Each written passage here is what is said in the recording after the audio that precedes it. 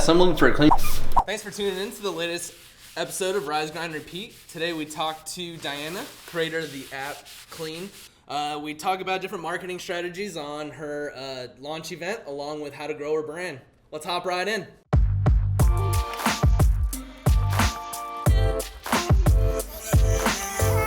Yeah, to kind of kick things off, the reason why you're in and what we kind of started chatting about was just the marketing side of things for your app, Clean. And I know you had questions about Facebook marketing whenever we brought it up. And so I just kind of want to get your idea on some of the things that you had in mind in terms of what you're going to do to market once the app goes live and is ready to use and you have your team ready to go. And just kind of, just hear some things that you had in mind, or just answer any questions that you think you had, or maybe just chat through what you could do in terms of overall strategy. So did you have a plan at all once everything's ready to go and coming out, and then how you're going to grow the usage? Yeah, so in terms of Facebook, compared to Instagram, Facebook has a totally different audience. Mm-hmm. It's like two separate animals to work with. Yep. With Instagram, I'm able to connect more because most of the people on Instagram are millennials or younger. They're a lot more into the fashion and the luxury and the look at me, I'm doing well. Mm-hmm. And they like that. It's their inspiration. It's what they like. So it's easy for me to just go on Instagram, post a really nice, interior or office, mm-hmm. and get a lot of engagement through it. But on Facebook, it's not really the same because the audience are a lot older. They're the people who started having Facebook when they were our age and just decided to stick with that, mm-hmm. and not really venture into anything else. So I have to kind of just go different with them. I feel like, especially around the 40s or 50s. Yep. Right now, I think it's the mothers who are in between 40 and 49 are the biggest growing audience. But they, as much as it's a big audience, we have to consider that this demographic of people are people who work regular 9-to-5s. Mm-hmm. They have families. They have some commitments that have come up with age. Yep. That you don't have that luxury of just, throwing really good content and expecting them to take the time to search who you are, follow you, go to your, YouTube, go to your Instagram, and you don't expect that. So you just got to be really straightforward with them. Like, hey, this is what we do. This is what we offer. If you like it, if you're interested, here is where you get it. Mm-hmm. So it's different. And are you planning on running any ads on either platform, like Instagram ads, Facebook ads, or anything like that? Mm-hmm. And who would you say your audience is for the app that would be primarily using it? The biggest audience right now, I would say, is Arizona homeowners, especially the new homeowners, and also young millennial parents who are just trying to figure it out. They just got their first born daughter or son, and they're just being really overwhelmed because they got to go to work. They got to drop off the kid to daycare, and then they got to figure out the whole day. So those are my biggest audiences right now. So it is a little bit on the older side, not the teenagers, young adults, but a little bit on that older side, and that it sounds like they are your audience is on Facebook. It seems like Facebook is probably more where there's gonna be white space than Instagram, right? Just because, as you mentioned, your whole app is designed to save people time, and that's everyone wants their time back. And so and have you guys started posting regularly, or have you seen any success, or what have you seen when it comes to Facebook? Yeah, so we have tons of content, right? We mm-hmm. decided we're just gonna sit down and make a ton of content and just close that chapter, mm-hmm. and not be, like going back and forth, being consumed by, okay, we got to make something for today. Yep. So we just sat down and did all that. So we had a year worth of content, and we just put it up from, I think last year, from around April all the way till December, all the way till January 1st, actually. Wow. So we tried with that, and the engagement is between Facebook and Instagram. Instagram had more engagement because of just the type of content it has, but the engagement would have been a lot better if we decided to not just leave it to automate, but also just check it regularly and see, okay, what are our audiences liking? Looking at the analytics side of things. Exactly. Because we're just like, okay, we're a small team. We just don't have time to do all of this. Let's just make this automated and just throw content out there. But it did help our growth. A lot of people on Instagram who are following us are actually in the business of cleaning and landscaping. Nice. So they also don't have much time to just engage. Yep. And I see this also with our competitors. So it's just about, I think that's what separates, for example, like Uber and Lyft. Uber is bigger than Lyft, but Lyft has a lot more engagement, and they're focusing on a niche. So their profitability for their size is a lot better than Uber. Yeah. Trying to go for anyone and everyone. Right. Yep. Because if you look at Lyft's content, they have like freaking, someone lighting up a car on fire and exploding, and they're just walking like slow motion, and you're not gonna get the same thing from Uber. Yep. So that's the kind of direction we want to go. Is not just, hey, everybody, just come on in. Like it never works. We just figured out trying to please everyone will never work. Yeah. Yeah. It takes a lot. I mean, it just takes a lot more. It takes a lot to hit one little audience. I think that's the biggest struggle. Is, I mean, people could hit everyone, but it takes a ton to do that. Like, I mean, you're and it sounds like you're focusing more on the home side of things. Are you guys doing much of a business push as well? Just small businesses, because when you get bigger, it gets more complex. So right now we're just trying to just help these smaller people, because people like, if you go to like bigger companies that have their own vans with their own cleaning appliances and they have employees, they have a own structure of big businesses. But we're trying to help the small people win, because most of the time they don't. They depend on referrals. So. Yeah. And that's huge, because it's you're kind of finding an in between. The people that have the vans and all that, they have overhead, so they have to charge more. Where you're helping people that might just be starting off, that don't have the overhead but just need some of that exposure. And in a way, the app is essentially a referral app, right? I mean, that's as people sign up, they like. I mean, if I were to search and I like who that person is, I then contact them, and you're creating a community for people that want to find work in landscaping, cleaning, or whatever, but then also connecting them to the people that need it. What type of content have you guys been coming out with? I know you mentioned you created a year's worth. Is it a lot? Is it a lot of videos? Is it a lot of what type of content is it?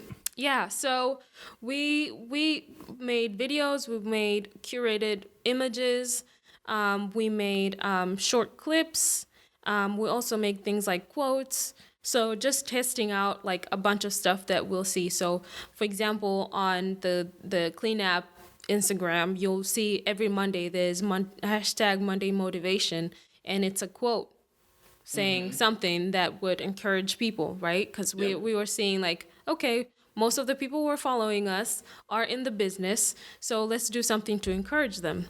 And it worked out beautiful. There are other things that, for example, like, curated images of someone holding the phone, and the app is, a picture of the phone and the app open.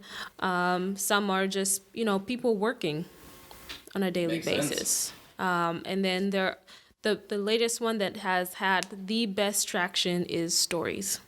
I love it. So tell me about it. Like what where have you seen the traction? Because it's the amount of consumption just in stories is absolutely crazy. I mean, it just keeps going up. And even then I think I just read something last week that I think from social media spend, like advertiser spending on social media, the increase in story investment has gone up like 1,500% in the last like 3 months, just because it's like people are on there and like there less and less people are going through the feed and watching the story.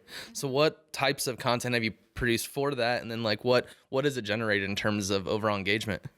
So the first story that we made was probably 2 years ago or 3 years ago, and it was about me, just my experience of, I dropped out of college my last year, and my story is not, Mark Zuckerberg type of deal.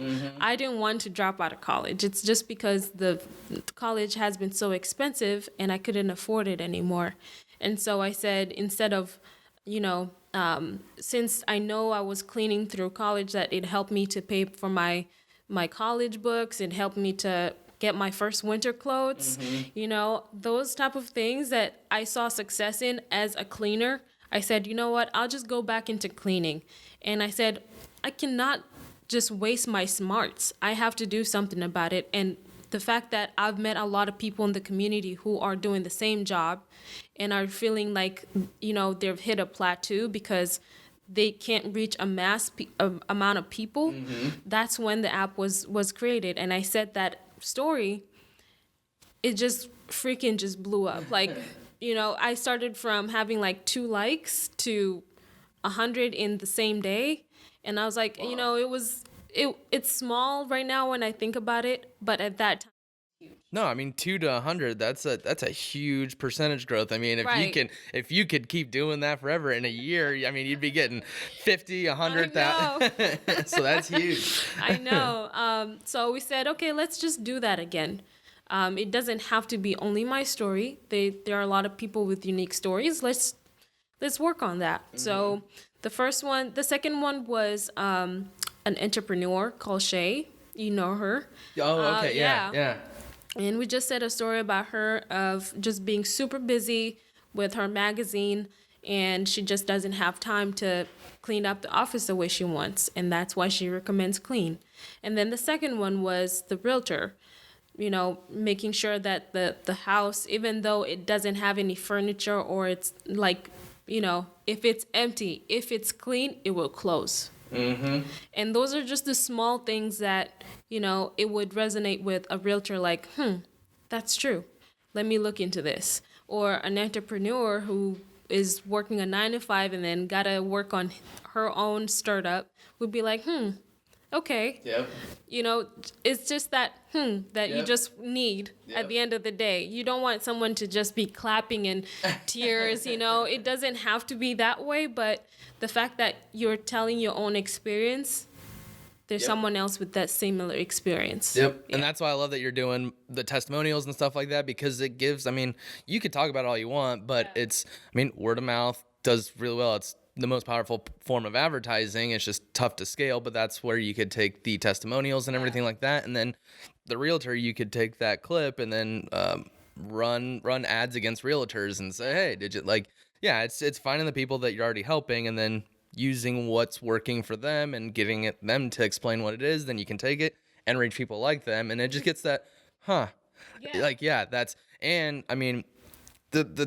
the content that gets people crying and super motivated and all that, it takes time, and that word that keeps coming up, it takes time to produce, to think through that and everything like that, where it's all you need is that, by the time it takes to create one piece of content that gets that emotion to get someone to cry or super motivated or clapping, you can come out with 15 other pieces of content that get someone to go, and those you can capitalize on those. And you could the people that are doing that, you can tell who they are, because you can take in Facebook, you can take people that engage or spend, let's say you have the testimonial that's 30 seconds. You can target people that watch or listen to the whole 30 seconds. They might not like it, they might not comment or anything like that, but the fact that they stopped and watched it, the data that tells you that there's that, Yeah.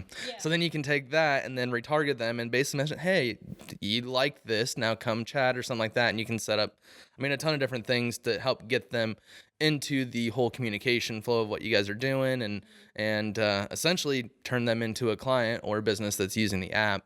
But yeah, I love it. It's cool that you sat down and came up with a year's worth of content. What was that process like? How did you, what'd you guys do? Just sit down and map out all the different things, or what? Yeah.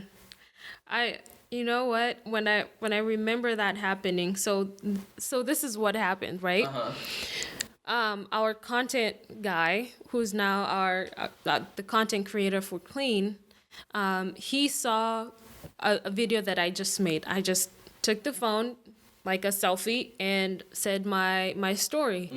And he's from Kenya, so he was like, dude, can I make a video of this? Can you re-record this really well?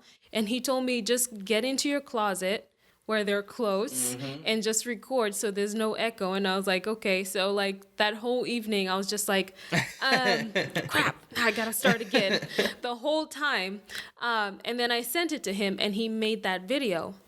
And man, it's just that video is awesome. Yeah, I had a potato in my throat because I was trying not to cry. I was like, you just brought this to life. And at that time I was still cleaning houses. So I said, you know what? I don't have much, but I can send you $20 from Western Union. And literally that was a lot of money for me at that point. And he's like, are you sure? And I was like, yes, this is all I have. You've really helped me out. And just slowly just giving him sending that $20 after every 2 weeks. And I didn't know he was saving up for a graphics card to do more for Clean. That's cool. So you were paying him, and then he was saving the money you were paying him so that he can invest it and buy something to increase the production value of everything he's already doing. That's cool. I was really blown away. So I was like, okay, so you bought all this for me. How can I repay you? Yeah. And he was like, don't worry about it. I get it. I understand your story. I really do think that this will go far. Let's do something. So I was like, okay, can we make content, a lot of content? And so you don't have to worry about trying to figure out content the rest of the year on a daily basis. And he's like, that's a good idea. So I was like, okay, let's make videos.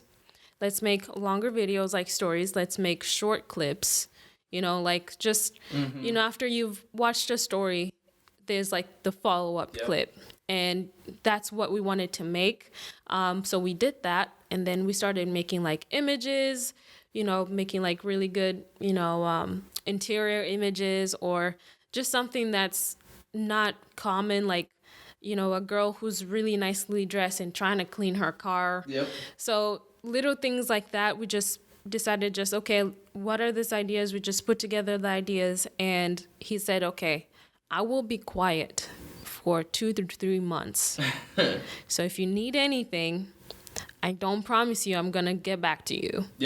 And in those 3 months, I would just send an idea. I would sketch out something. I would send him my part was research. His part was just creating the content.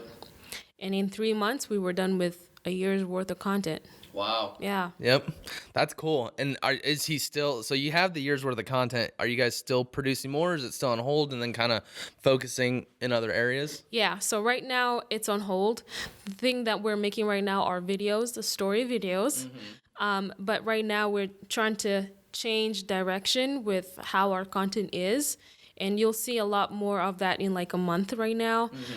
It will be more of superheroes, because we're trying to make sure that, cleaners and handymen and landscapers understand that they are really needed in the society. You can just imagine, looking at the same coffee stain for 3 days. For most people, it's unbearable. But when you go back to work, if you have a 9 to 5, you come back the next day, that coffee stain is gone. Or, for example, using the restroom, the first person to use a restroom in the morning when it's nice and clean. That is Nothing the like best it. experience. But you don't see them. It's like they're just in the shadows. And I just want people to kind of understand that these are human beings too, and they do work for us that, most people would not do. It's underappreciated for sure. Yeah. So we're just doing like a superhero type of theme Nice. this year. Yeah. So with the app, let's say you need a house cleaner or something like that.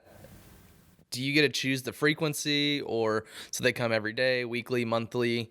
So within the app, someone can choose that. Yeah. And then does everyone kind of set their own prices, and that's how you can okay. Yep. They have control, Awesome. They have control of it. When you're working for a company, you just don't have control of your paycheck, really. Yeah. Maybe after a year when you ask for a raise. Yeah. And they may say no, But for the app, we said just give them Let them do it. Yeah. And then do you charge businesses to list themselves, or is it a free listing? And like how what's your guys' revenue model around it? How do you guys get paid, or how does Clean get paid? So we take only 4% of any transaction that has been done in the app. So for example, if you call me and you request for me to come clean the office, then let's say I charge $100 to clean the office, then Clean will take only $4 out of it, because we want them to have that financial freedom and feel that it's worth it. We just want a small portion to run the application. Yeah. You got to run it, you got to pay people to maintain it, and on top of that, you got to eat. So, yeah, which even then, that's, basically businesses are only paying when they get business. It's not like you're paying $50 a month and I hope I get something. Like it's almost free marketing in and of itself, and then you're only paying when you get work. I think that's an awesome model. Are there other competitors? I know there's like Angie's List and stuff out there, but that's more a little bit of everything. Who are your closest or direct competitors, would you say? I would say it would be Tackle. Okay. But just the way the application has been structured, once we launch, we're going to have a lot of a bigger advantage than them. I don't like to talk bad about other companies, because I know it's really hard to start a business and take it to the next level. Mm-hmm. But there's some things or some flaws that we've taken a look at, and we think that we can do a lot better in them. Nice. Yeah, I can't wait to see, because I tried. Well, I downloaded Tackle, but never used it. I don't know. It was a little complicated to me. And I'm in applications all day between, it's digital marketing. There's so many tools and applications to be in and out of. And UX or user experience is huge. If you don't know how to buy, you're not going to get sales or anything like that. And so, I'd be interested to see what those are. Do you have kind of a date on when your official launch is going to be? I know you're building a team. Mm-hmm. Are you still hiring, or are they there and you guys are just working on process so that whenever it does go live, you guys are good? Or yeah, so the official launch is going to be June 1st, but we're going to do a soft launch before that. Nice. Just to have more people kind of just experience and just give us feedback, other than the small group that we've tested with. And then, what else did you ask? I'm sorry. Oh.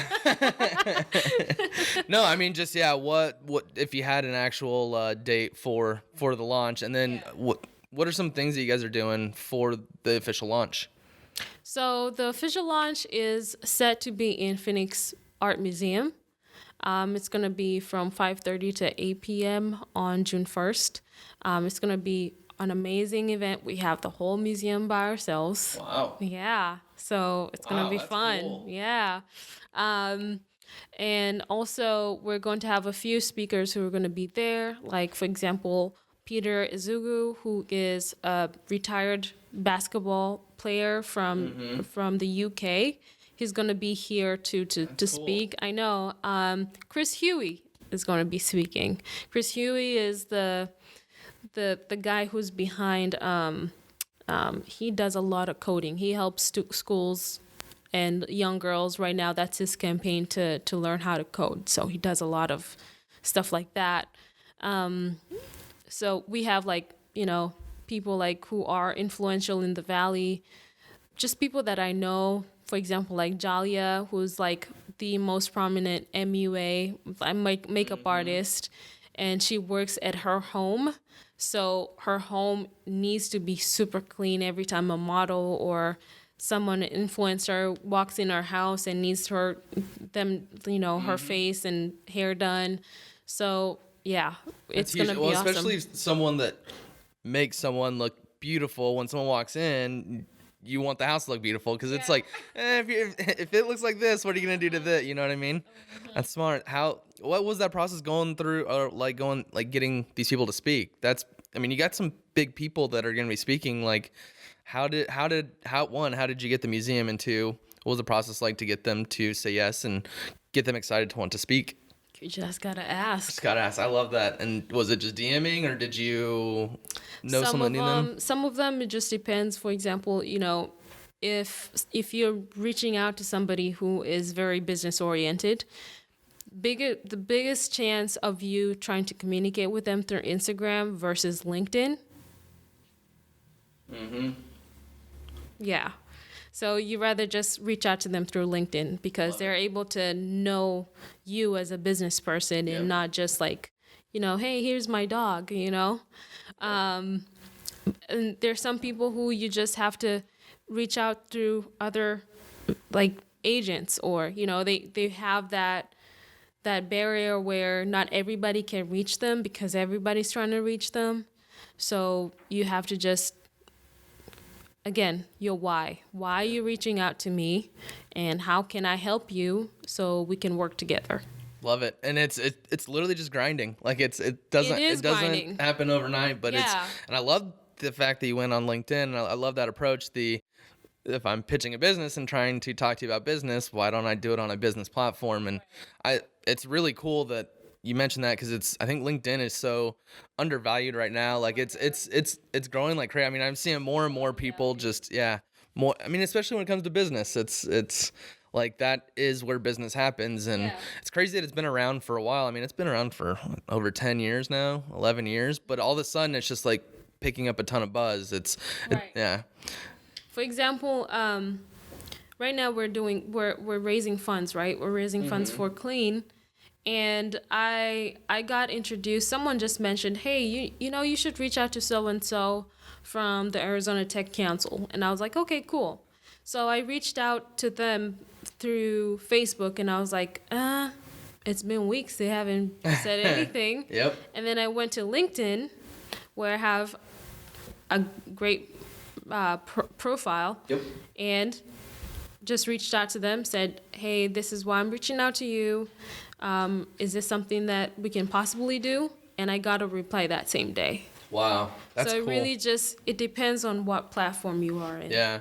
And I think, it's everyone, whenever you say, did you DM, it's always Facebook or Instagram. So it's like, you wonder how many messages they get on those two platforms versus LinkedIn. So you just have a better chance of being seen, because it's like they might have 12,000 notifications that one day, where they might only have a couple hundred, and it's easier to be seen whenever you're within a couple hundred than the thousands.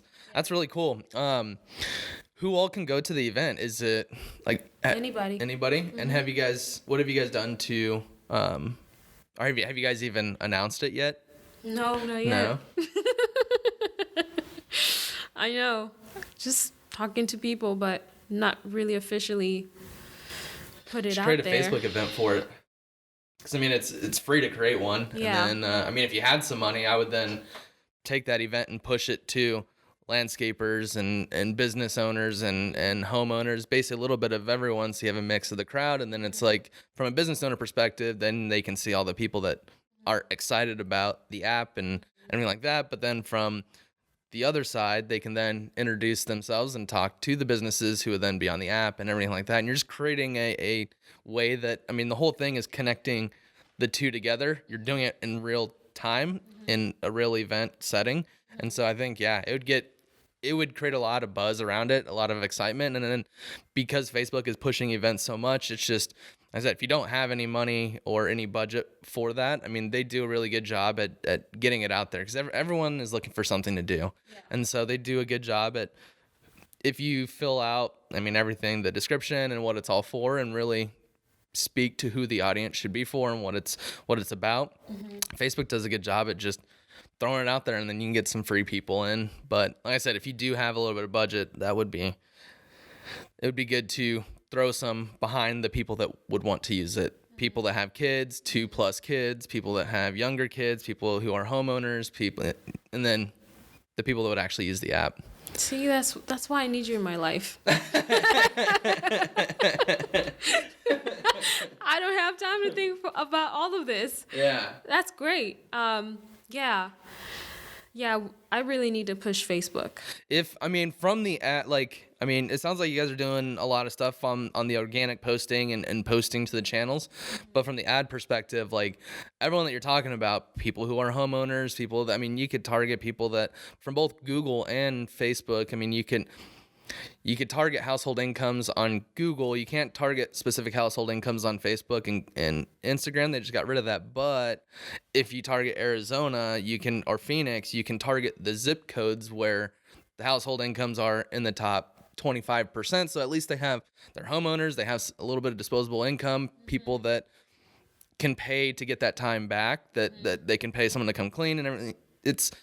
People that don't have a ton of disposable income probably aren't going to be able to afford it. And so from an ad perspective, there's so much that you can do to hit the audience that you want to reach and quickly scale it, just because it's automated communication. That's all it is.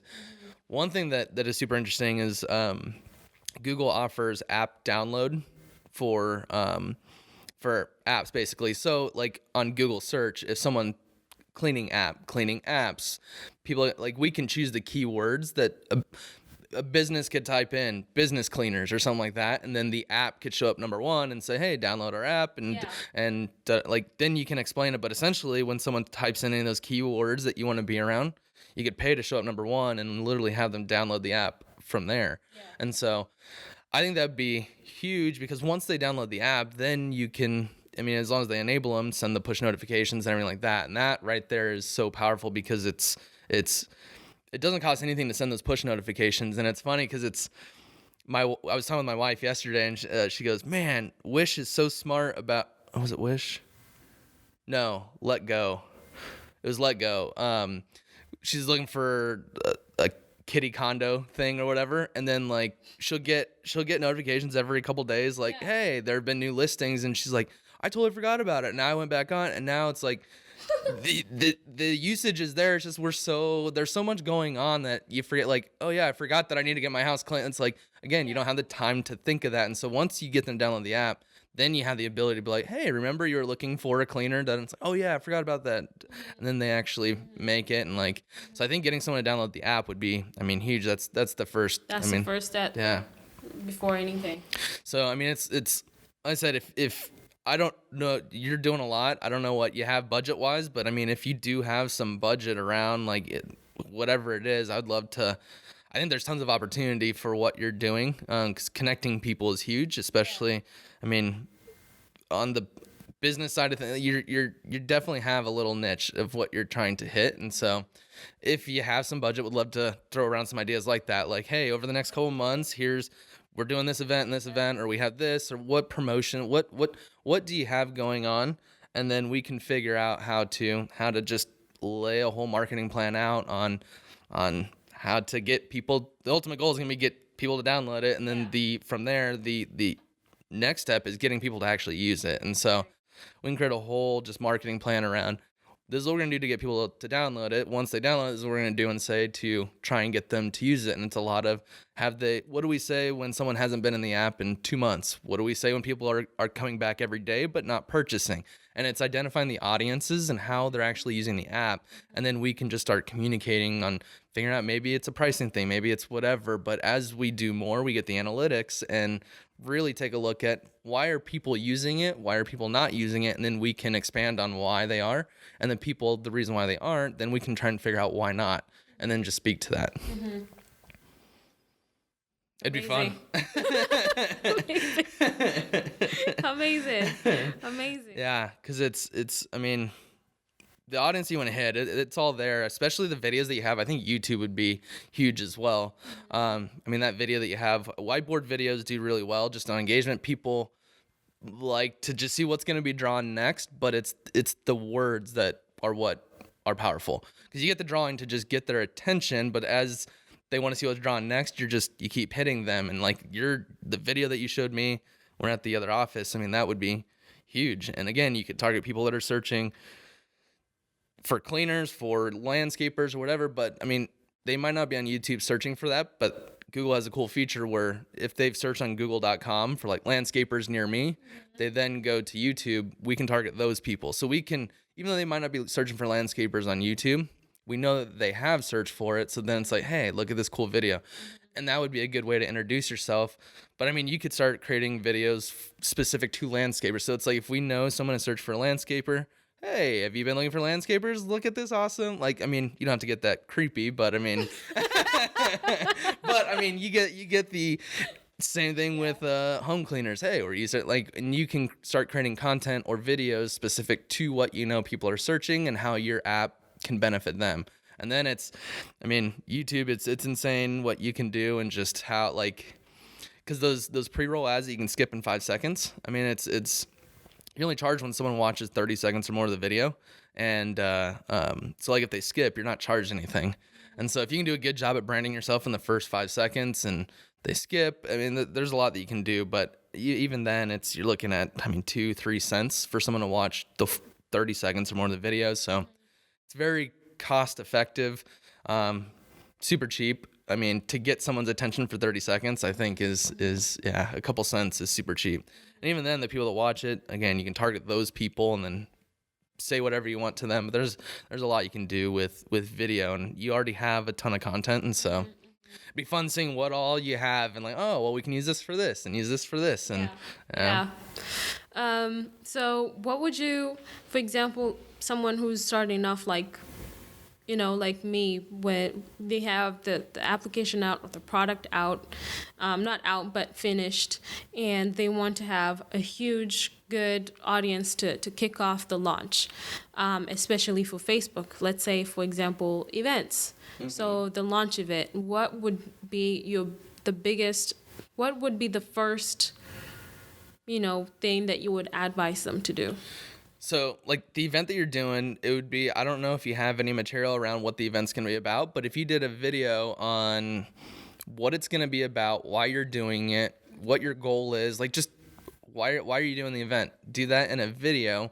And then, if you could add in some, like, B-roll or of the speakers that are going to be there, because it sounds like there's some big names there that have followings, and so you could show them, and then the people that are homeowners that like them, oh wow, I want to see them talk. So they're gonna come, like, you're gonna be using them to try and get people there, but it's still in line with what they want. So like if they are a homeowner, the come listen to our app isn't what's gonna get them there. It's gonna be come listen to XYZ talk about the app, and that's what's gonna generate the interest. And so if you can create content around one, there's a couple different videos you can do. One would be just the event, who it's for, why you're doing it, and the people there. Then you could do smaller ones that are specific to, hey, come watch XYZ speak about the app Clean, and just do a small video on that. And then if you had some budget, you could take each of those videos and say, the basketball player, you do one just on him. You could target fans or followers of him that are homeowners that and like, then you just keep overlaying it, and there might not be a huge audience. The goal is to try and create tiny little micro audiences. That way you know exactly who they are, what their interests are, and what they like. And then, that allows you to then just speak to them and create content specific to them, which gets them excited. And so if you can create a couple of those videos, then you create the Facebook event, fill it all out. It'll start going, but then if you had budget, let's see, I spoke in November for realtors, and we did an event and put some money behind it. It was like $1.50, I want to say, to get someone to click interested. And so it's like once they say they're interested, they get the notifications like, hey, reminder, you have an upcoming event, da da da da. And so like it doesn't cost a lot to get someone to say interested. I mean, it wasn't every person that said interested actually came. So I mean, even if it cost a couple dollars to get, like, say you get 10 people interested and 5 of them come, I mean, that's still super cheap to get someone to an event. Like, the opportunity that brings, I say cheap just because the ROI that it could drive by getting someone there far exceeds the couple dollars that, yeah. And so 1 would just be creating content about the event. And then 2, if you have budget, push budget to those people that are fans of the people that are going to be speaking, that also fall in line with who would be using the app. And I can help you out with all that if you want. Like, I do need help. because I mean, that'd be cool. I've learned so much right now. I've learned so much right now. Love hearing that, because that is the whole like premise of the podcast. It's just like basically a free consultation. Let's talk and get some ideas, and then also there might be other people out there that are in the same line that have apps, maybe not necessarily exactly what you do, but I'm sure there's gonna be a few things that have been said out of here. And it's like, oh wow, I can try that, and like I don't know, like we were saying, they're like the Gary V and like all the other people. It's cool to, like, I don't know, just talk, give some ideas out there, and they're like, have people respond and be like, hey, I tried that and saw some success. Like, it's cool. It's nowhere near amplified like what Gary V and Tony Robbins and all them are doing, but it is cool to, like, as more of these are getting out there, to like, hey, I listened and heard this and did this and saw some success, and it's just cool. Just I think our visions are very aligned, and it's just helping people out, helping people grow. It's I know what a grind it is to start something as well, and so this is a way to, 1, we can grow ourselves. I mean, the whole goal too is, 1, you can help people, but 2, this allows someone to hear how we think and just get to know us before reaching out, and so. Yeah. So, I know this is super random, but I absolutely do not like my voice. Why? I don't know. When I'm talking, it's just fine, but when I hear it, I'm just like I cringe. I think that's everyone. I mean, whenever you hear your voice. Yeah. I hate it. Eric, Colton. See? Everyone, it's still like, even whenever he's playing some of the podcasts, I'm like, I can hear myself, and it's like, you get used to it, but yeah. I just thought, I randomly thought about that, because I was like, now if we start doing like videos and, introducing the event, and I have to speak, oh my gosh, like, oh God, I don't want to hear myself speak. But we got to do it. So, okay. You could do another whiteboard video and basically, I mean, you can have your buddy kind of do a whiteboard video about it. How's that? I can just have them here. That's cool. They can just do the audio. Yeah. Could do that. I mean, if you want to bring the people in, we could record it, and then, I mean, from this recording, I mean, we could just take this recording and then cut it, like, whenever they come in, and cut it up to their section or whatever like that. And there's creative things that we can do if you can get them in here or whatever it may be, so that we can avoid that I don't like hearing myself, and still get the video done.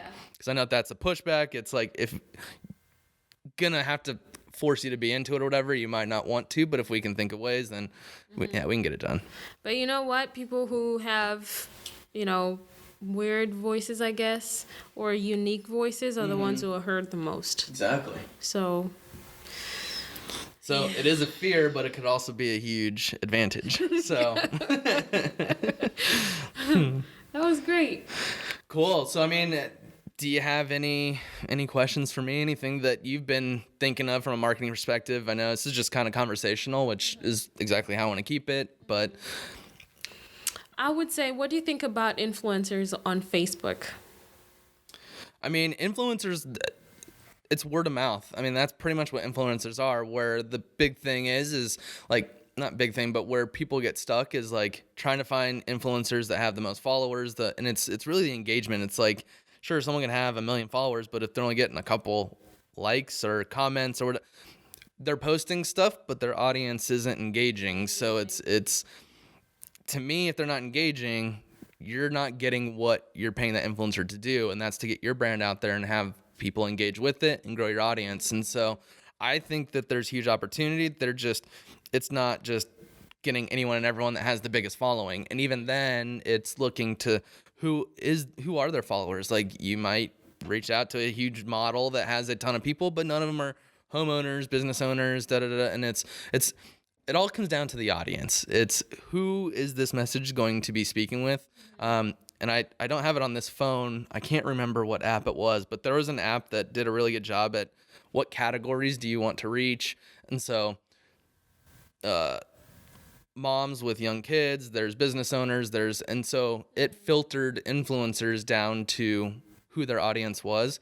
And so I think it's huge. It's just a matter of are you going to be reaching the audience that you want? And sometimes that's just tough to figure out because influencer marketing is so new compared to everything else that it's not like Facebook ads where I want to target homeowners. Like, you have to do some research to figure out who their audience is. And then even then, is their audience engaging?